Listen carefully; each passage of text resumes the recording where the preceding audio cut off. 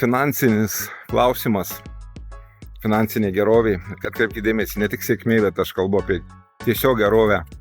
Labai tiesiogiai priklauso nuo jūsų išgyventų dalykų dar vaikystėje. Ir visi tie išgyventi dalykai palieka antspaudą jūsų pasąmonėje ir iš ten vienokiu ar kitokiu būdu formuoja jūsų santykį su pinigais. Ten glūdinčios baimės, įsitikinimai ir nuostatos, apribojimai glaudžiai susijęs su tuo, kaip gyveno jūsų tėvai.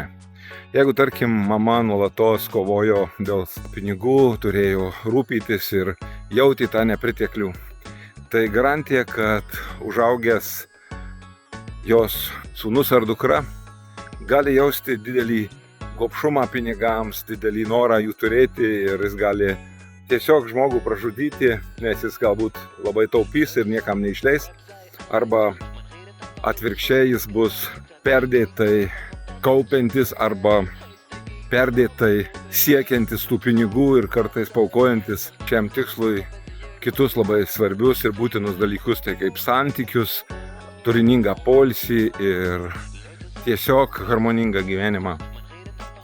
Tokiam žmogui gali būti finansai viskas. Ir yra kita dalis, kurie galbūt ir jaus visą gyvenimą nepriteklių. Visada nerimaus dėl pinigų ir jaus baimę juos prarasti arba baimę jų neturėti.